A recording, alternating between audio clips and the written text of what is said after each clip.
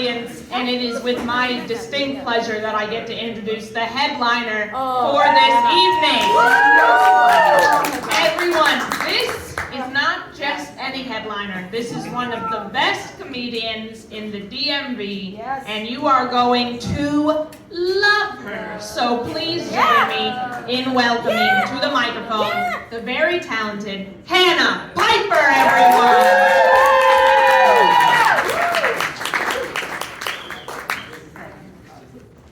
Good evening, everybody. How are you doing here tonight?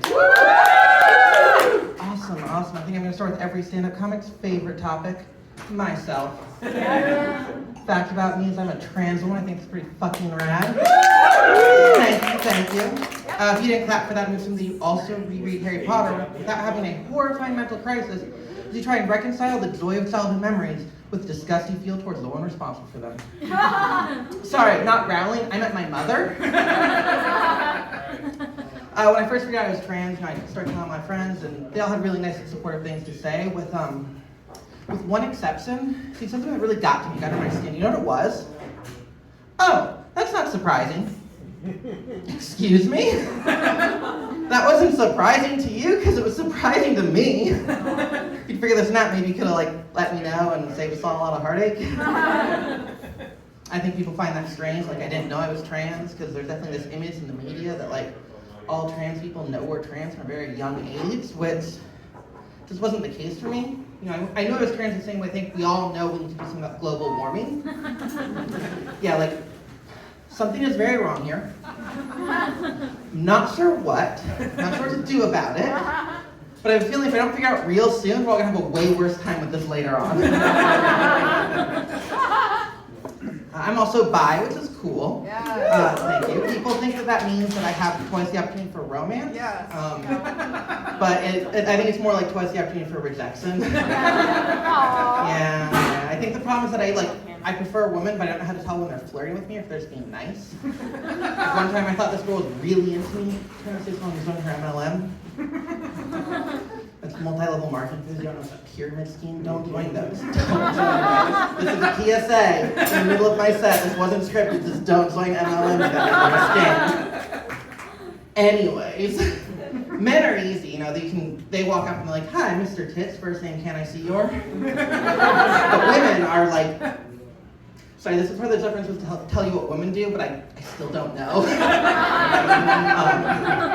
Some of the more observant among you may say, "Hey, you're a woman. Just look at what you do when you like a girl." And what the fuck do you think you are, my therapist? If you were, I didn't have nearly the level of self-awareness that's required to recognize patterns in my own behavior.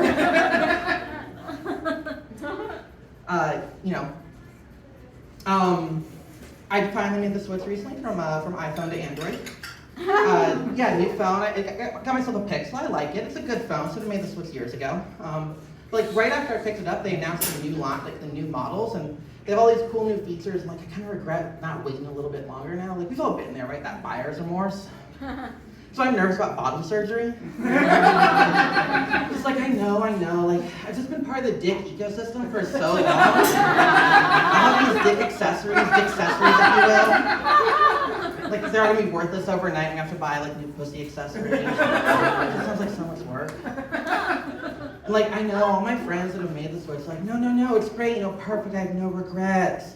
I still think I might wait a little bit longer because I hear that next year's models are finally getting Bluetooth. Something I did as part of my transition was get on hormone therapy. I went to a doctor and said, "Doc, I want to go on an HRT." Thank you. He said, before I get started here, Hannah, that's great. We got to talk about some of the irreversible side effects. And that's a scary phrase, right? Irreversible side effects. Even if you know what they are and are totally cool with them. If you walk into a Taco Bell and they said, "Before you order, we have to talk about the irreversible side effects of this." You'd say, "I don't need the gory details, just give me the goddamn gordita." That line does not work in the medical industry, as I learned that day. The doc goes, "Hannah, there's 3 things we need to talk about. 1, you may become infertile." I said, "Don't worry, doc. Freezing some of those suckers, we're good." He goes, "Great. Glad you did your research." 2, you may develop erectile dysfunction. I go, Doc, it's a dysfunction. I got anything down there to get erect in the first place. Hit me something harder. He looks at me and I look at him. He looks at me and I go, no pun intended. And he has this long sigh like, why do I say the ones who think they're funny? He goes, okay, smartass, you think you know so much? What's the third side effect? And I start panicking because like I can't think of it. I'm not like I don't want to think I'm haven't done my research. I'm not prepared. But I just be like, all right, Doc, you got me. I can't think of it. What's the third side effect? And he goes, you may develop breast tissue. Doc, that's a side effect? What the fuck do you think I'm here for? Thank you. No, yeah, I did do fertility preservation, as I mentioned. That was a weird experience for like a lot of reasons. To start with, this looking for a service was really dysphoria-inducing for me. Sorry, that's a trans keyword, dysphoria. If you don't know what it is, it's like this really bad feeling I get when I feel like my body or society's perception of me doesn't match how I feel inside. How to explain this to you? It's like, here it is. I sit to be in porta potties, guys. Like, I have a dick. I could stand. I don't have to put myself through this. But sitting in a porta potty to pee feels better than my dysphoria.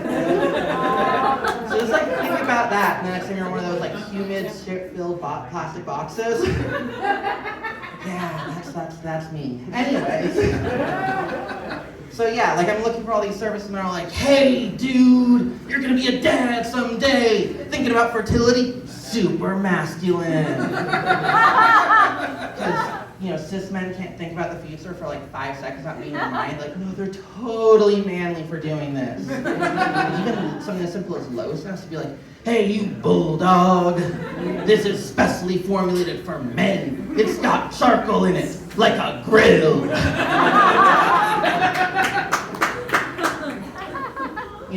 I finally find a service that doesn't sound like it's trying to prove you can still be in a frat at 40. And we immediately run into the second problem, because I'm on the phone with one wonderful associate. He's telling me, so he goes, asks me questions. He goes, oh, how much semen would you like to freeze, ma'am? Raise your hand if you haven't done fertility preservation and have an answer ready for that question. Because I sure as hell didn't. I was like, how much is a good amount? Because he's the expert, so he's supposed to know these things. Yeah. And so he goes, well, that depends on a lot of things. How many kids do you want? Do you want to do in vitro fertilization or, the turkey-based method? Do you want to, have a surrogate or a partner that you're sexually intimate with? I'm just like, fuck. I just figured out I'm a girl like a week ago. Like, I am not ready to answer all these questions. Yeah, so it's very stressful because I'm trying, I'm 25, single, trying to do the family plan for my entire life at once on the phone with a stranger who, she has to be very coy and cagey about stuff because, like, you can't make promises about how much semen it takes to get someone pregnant. And I just want to get through this because the only thing standing between me and a rocking pair of tits. It's going great. Anyways, we get through it and we finally find a number and we go to the next part of this where he tells me what the actual process for this looks like. They're going to send me a packet. It's going to have a cup in it and a return shipping label. Because I'm doing, I'm a millennial too, so the only thing scarier for me than having this conversation in the first place is doing it with a company that wasn't started on the internet. Anyways, they're going to send it to me. I'm going to produce a sample, which is a lovely euphemism for what actually is involved in this. Then I'm going to make sure that the sample is put in the overnight mail and returned to their laboratory. The thing is that the samples degrade very quickly, so it's important that I produce a sample as close as possible to the overnight pickup deadline.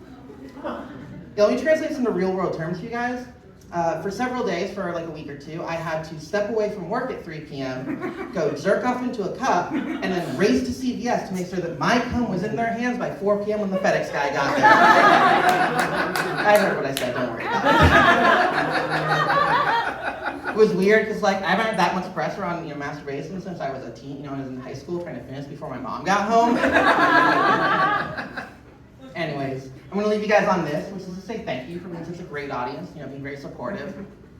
Not everyone is. Some people say very hurtful things when you share this kind of stuff with them. And they say things like, how can you be a woman if you weren't born one? And I have two things to say to that. One is, fuck you, I was born a woman. It just took everyone a while to notice. Two is, I don't actually know. Gender is really complicated. I'm not educated on it enough. I haven't done the research. I don't feel like I'm qualified to define womanhood in a sentence or two. But if you think about it, doesn't that kind of prove that at the very least I'm not a man? Thank you, everyone. Good night.